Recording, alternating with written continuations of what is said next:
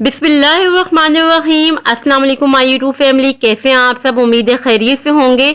आज मैं आपके लिए लेकर आई हूँ एक ऐसी ज़बरदस्त रेमेडी जिसके इस्तेमाल से आपके बाल काले, लंबे और घने होंगे।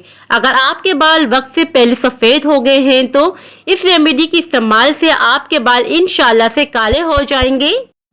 चलिए आइए इस बेहतरीन सी रेमेडी को बनाना स्टार्ट करते हैं। बालों की रुकी हुई ग्रोथ को बढ़ाने के लिए जो मैं रेमेडी बनाने जा रही हूँ, इसके लिए हमें चाहिए होगी चाय की पत्ती। चाय की पत्ती एक ब्यूटी प्रोडक्ट के नाम से भी जानी जाती है। चाय की पत्ती में कैफीन की मिकदार ज़्यादा होती है जो बालों की रुकी हुई ग्रोथ को तेज करती है और बालों को गिरने से रोकती है। बालों को कुदरती तौर पर काला करती है, बालों को मजबूत और चमकदार बनाती है। बालों के लिए पावरफुल रेमेडी बनाने के लिए पत्ती का इस्तेमाल हमने कैसे करना है। पत्ती हमने ली है 3 टेबल स्पून के बराबर। अगर आप चाहें तो कम पत्ती का यूज भी कर सकते हैं। एक पॉट ले लेंगे और पॉट में डाल देंगे सारी पत्ती और अब हम इसमें ऐड कर देंगे 1.5 गिलास के बराबर पानी, यानी कि 1.5 गिलास हमने इसमें पानी ऐड कर दिया है। अब हम इसको चूल्हे पे रख देंगे पकने के लिए। फ्लेम हमने ऑन कर दी है, मीडियम फ्लेम रखी हुई है। मीडियम फ्लेम पर को पकने के लिए छोड़ देंगे जब तक कि इसमें से पानी पौने गिलास के बराबर नहीं रह जाता, यानी कि 1 गिलास से थोड़ा कम पानी नहीं रह जाता, क्योंकि हमने इसमें ऐड किया है 1.5 गिलास के बराबर पानी। और वीडियो में आप देख सकते हैं ये अच्छी तरीके से पक रहा है। पकते पकते 10 से 15 मिनट हो चुके हैं। अब हमने क्या करना है, फ्लेम बंद कर देनी है, क्योंकि ये अच्छी तरीके से पक चुका है। जितना भी पत्ती का अगदा सारा पानी में आ चुका है। फ्लेम हम बंद कर देंगे, इसे प्रॉपर ठंडा होने के लिए रख देंगे। चाय की पत्ती का पानी बिल्कुल ठंडा हो चुका है प्रॉपर तरीके से। और अब हमें चाहिए होगा एक बाउल के ऊपर रख देंगे एक स्टैंडर। स्टैंडर की मदद से जितनी भी हमने पत्ती का पानी बनाया है ना, वो सारा छान लेंगे इस तरीके से।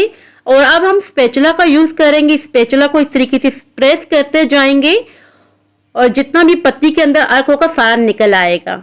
और वीडियो में आप देख सकते हैं कितना सा पानी रह चुका है और जो पत्ती हमारी बच गई है इसके अंदर काफी अर्क और भी मौजूद है। आप इसका दोबारा भी पानी बना सकते हैं इस तरीके का, या आप चाय में भी यूज कर सकते हैं। और अब हम इसमें यूज करेंगे vitamin E hair gel capsule. ये पिंक कलर में नहीं बल्कि ये ग्रीन, गोल्डन और व्हाइट कलर में भी अवेलेबल होते हैं। किसी भी कॉस्मेटिक की शॉप से आपको बआसानी मिल जाएंगे। 5 कैप्सूल का हमने यूज किया है। सीजर की मदद से इस तरीके से पहले कट कर देंगे। जितना भी इसके अंदर जेल होगा वो हमने इसमें ऐड कर देना है। इस कैप्सूल के कोई भी साइड इफेक्ट्स नहीं है। अगर फिर भी आप यूज नहीं करना चाहते तो इसमें 1 लेमन का रस ऐड कर लीजिएगा। और अब हम इसमें यूज करेंगे शैम्पू का। जो भी यूज आप अपने बालों के लिए करते हैं शैम्पू, आप उसी शैम्पू का इस्तेमाल कर सकते हैं। सबसे बड़ी गलती जो हम करते हैं, केमिकल से भरा हुआ शैम्पू अपने बालों में लगा देते हैं, जो हमारे बालों में कुदरती मॉइस्चर होता है उसको खत्म करता है। बाल रूखे सूखे बेजान बालों में खुश्की बढ़ जाती है और गंदपन आ जाता है। तो मैं जो ये तरीका आपसे शेयर कर रही हूँ, कभी भी बालों की प्रॉब्लम का सामना आपको नहीं करना पड़ेगा।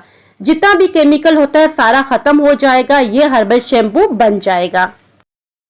शैम्पू हमने ऐड कर दिया है। अब हम इस पॉइंट पे थोड़ा सा ही मिक्स करेंगे, ज्यादा मिक्स नहीं करना। अगर हमने ज्यादा मिक्स कर दिया इस पॉइंट पे तो झाग बनना स्टार्ट हो जाएगी। इसे हम साइड पे कर देंगे और अब हम यूज करेंगे बोतल का। हमें चाहिए होगी एक बोतल। इसे अच्छी तरीके से आपने वॉश करना होगा, फिर यूज कीजिएगा। जो भी बोतल आपके पास हो साफ सुथरी हो। अब हमें चाहिए होगी फनल। फनल की मदद से बहुत ही आसानी हो जाती है। जितना भी हमने लिक्विड तैयार किया है सारा फनल की मदद से बोतल के अंदर ऐड कर देंगे।